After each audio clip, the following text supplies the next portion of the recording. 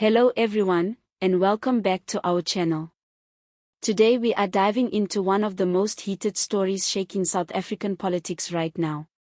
It involves none other than Ace Magashule, the former ANC Secretary General turned President of the African Congress for Transformation, better known as ACT. He has come out guns blazing, accusing the ANC of betraying the very people it was formed to serve. I think we must salute General Mkhwanazi and many others when those peaceful marches. It's not a coup. There's nobody planning a coup here. To join the masses to make sure that we do away with this government of national betrayal. It is not a government of national unity. And that's why they come even with national dialogue, because it's to distract us. The ANC is nowhere on the ground. The masses of our people, we are saying, reject those who are captured, those who are elites, and let's move forward and agitate and activate our people on the ground for a better future. It's actually the start of the ANC's decline. He argues that since that day, South Africa has experienced worsening poverty, unemployment spiraling out of control, collapsing municipalities, and corruption that has gone from bad to worse. And if we're being honest, many South Africans watching this will nod along, because the service delivery crisis is not an abstract issue.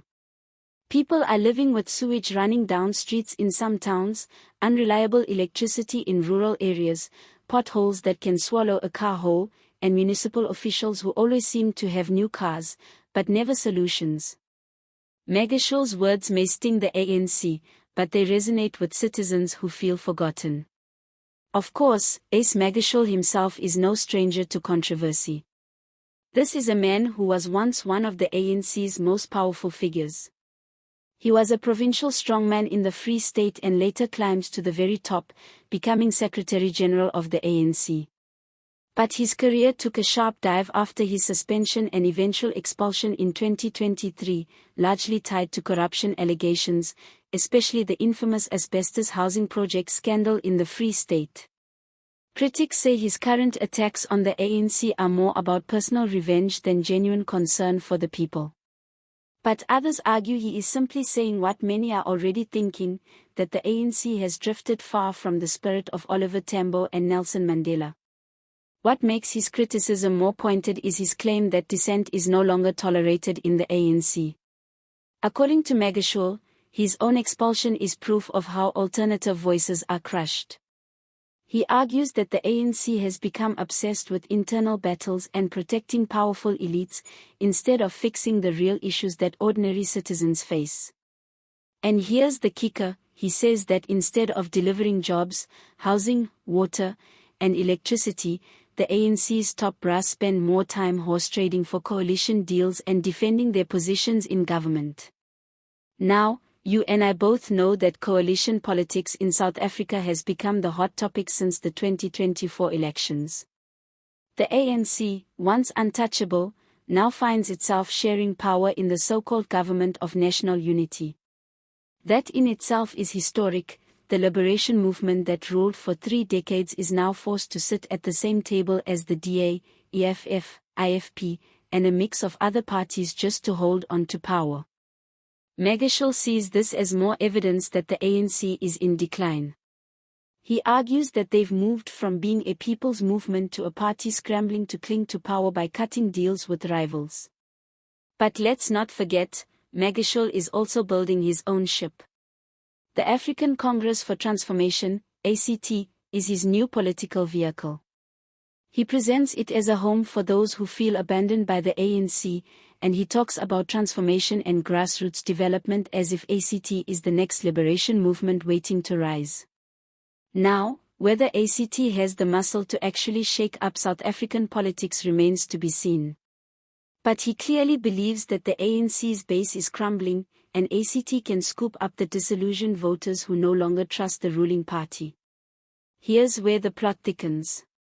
While Magashule frames himself as the champion of the forgotten masses, his critics are quick to remind South Africans of his own baggage.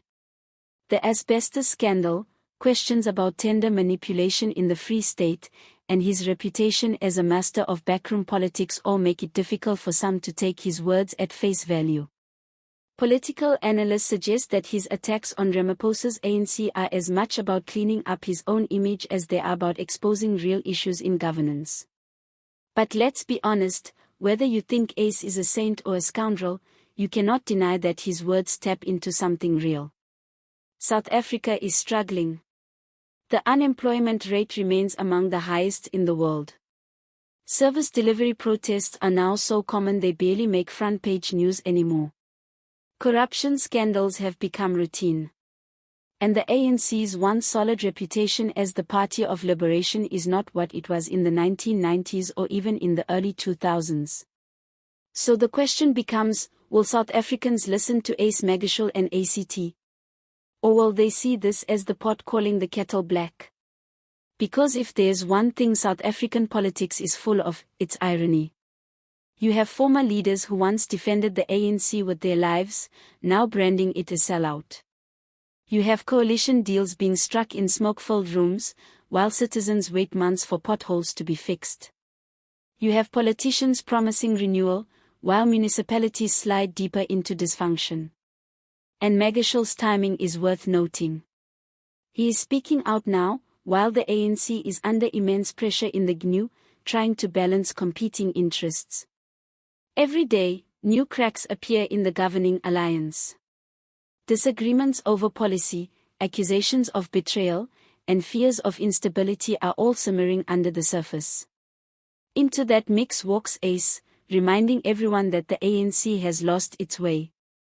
Let's put it this way, love him or hate him, Ace Magashule knows how to stir the pot. And in a political landscape already filled with tension, his voice only adds to the sense that South Africa is heading toward another major realignment. So what do you think? Is Ace Magashule right that the ANC betrayed its people and has been declining since 2017? Or is this just sour grapes from a man who lost his place at the top table? Could ACT actually become a force in the next election, or is it just another party in an already crowded field?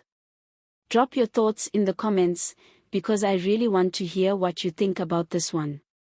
And before you go, don't forget to like this video, subscribe to the channel, and hit the notification bell so you never miss our deep dives into South Africa's most fascinating political battles.